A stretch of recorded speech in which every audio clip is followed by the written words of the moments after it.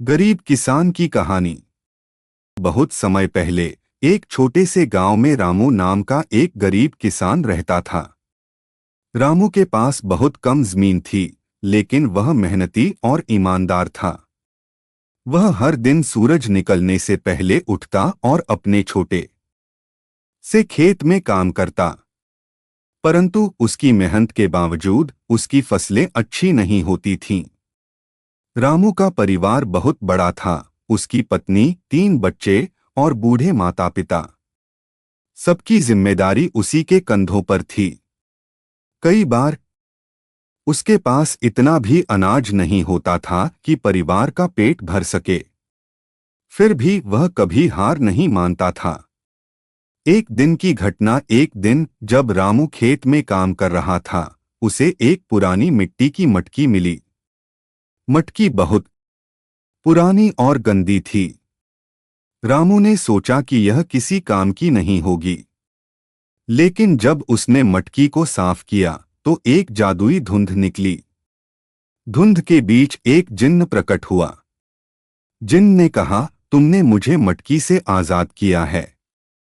मैं तुम्हारी 3 इच्छाएं पूरी कर सकता हूं। लेकिन याद रखना, तुम्हारी इच्छाएं किसी के लिए बुरी नहीं होनी चाहिए। रामू बहुत हैरान और खुश हुआ। उसने सोचा कि वह अपनी गरीबी दूर करने के लिए क्या मांगे। पहली इच्छा। रामू ने जिन्न से कहा, मैं चाहता हूं कि मेरे खेत की मिट्टी उपजाऊ हो जाए ताकि मेरी फसलें अच्छी हों। जिन्न ने उसकी यह इच्छा पूरी कर दी। रामू के खेत की मिट्टी तुरंत उपजाऊ हो गई और अगले ही महीने उसकी फसलें खूब लहलहाने लगीं। दूसरी इच्छा में रामू ने कहा, मैं चाहता हूं कि मेरे गांव के सभी किसानों की मदद हो ताकि कोई भूखा न रहे। जिन्न ने यह भी पूरा कर दिया। गांव के सभी किसानों को बारिश और अच्छी फसलें मिलने लगीं। पूरा गांव खुशहाल हो गया। तीसरी और अंतिम इच्छा। रामू ने सोचा कि उसे तीसरी इच्छा अपने परिवार के लिए मांगनी चाहिए।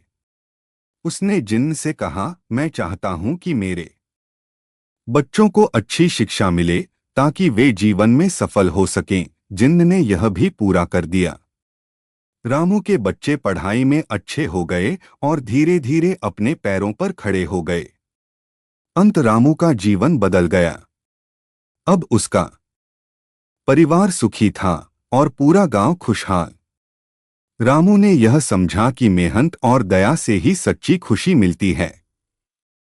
यह कहानी हमें सिखाती है कि कठिन परिश्रम, ईमानदारी और दूसरों की मदद करने से हमारा जीवन बेहतर हो सकता है।